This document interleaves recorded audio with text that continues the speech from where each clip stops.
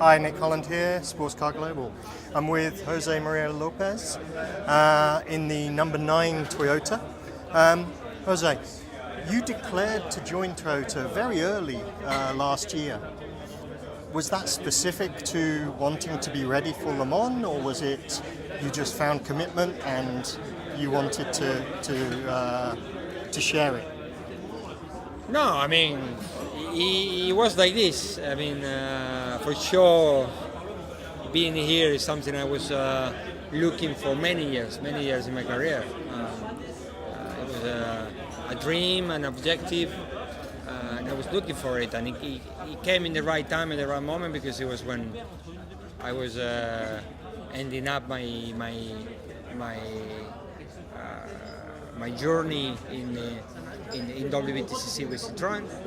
So at that time I received a call from Pascal. You know, they were organizing a shootout, and I went there. You know, and I was amazed by what I saw, and I really wanted that place. So then after that, you know, it became reality, and here I am. So really enjoying the moment. And I mean, you have a fabulous history on the highest stage of touring cars.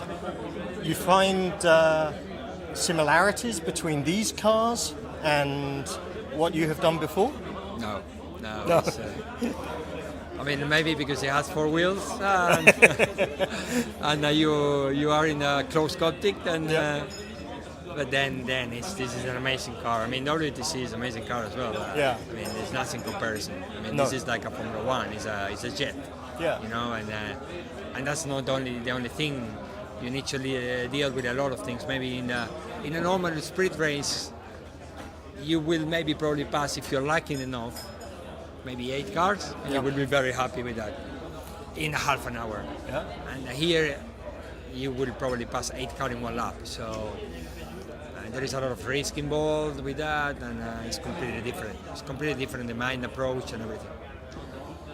You had a very difficult start to the season with the accident at Silverstone.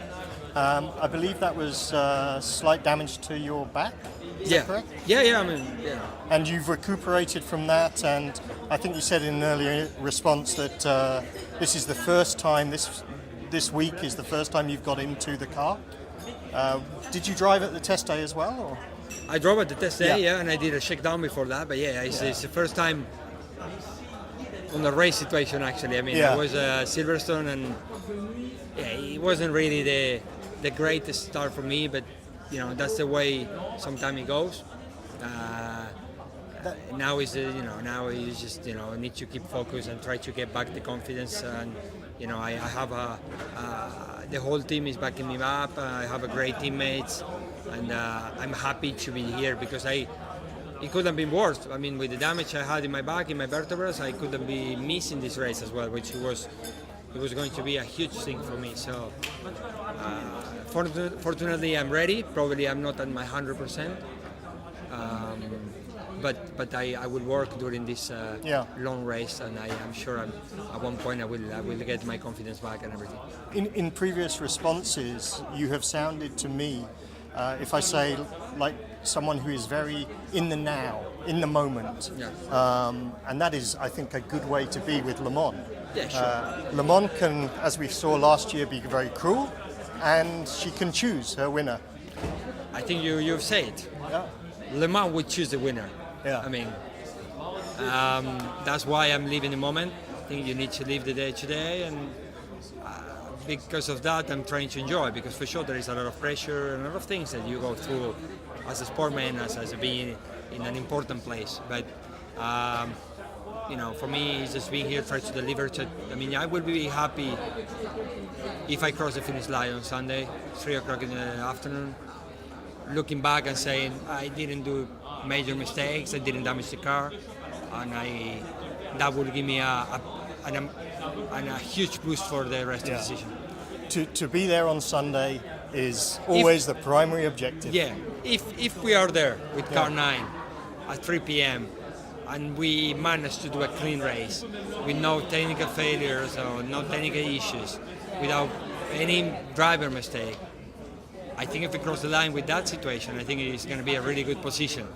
So that's the objective for us. So It is the perfect objective. One final question. The first time you rounded Tertre Rouge and started down the Mulsanne Straight and you called the hybrid, what is the word, what is the phrase that ran through your head? In your native tongue, if you like. Or...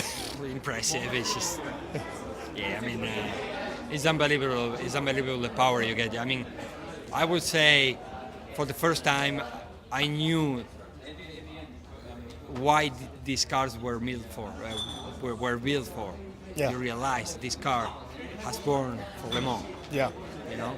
Everything else is a compromise. The LMP1 is a car for Le Mans, and you realize that whole is like shines here. You know? Yeah.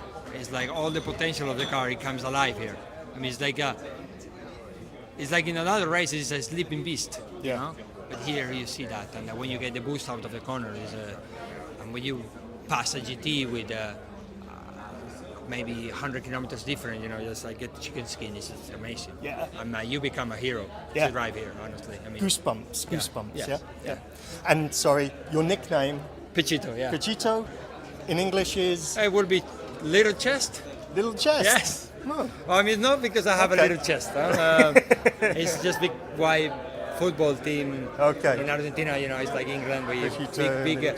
We used to say if a team is not playing well, we call them pecho frío, which is cold chest. Cold chest. It's like if they're not giving anything, everything in the match. So the grandstand will start to cheer cold chest, you know. So it's a really bad thing for the players, you know. So they will maybe feel offended and they will try to push. So it's not because I'm a cold chest, but my father once in the meeting, in the racing, amateur speaking, he was in a meeting and he was really pissed off with some people because they were not organizing themselves. So he said, "Here, everyone is a cold chest." Yeah. And he left the room. Okay. So everyone said, "Who is the guy who say cold chest?" And then they started to call him only chest. Yeah. And I am little chest. Little chest, because you're his son, of course. And that, to me, in English, I hear, and what I see in your eyes and so on, is big heart. Yeah. So you have big heart for Le Mans, and I wish you the best of luck.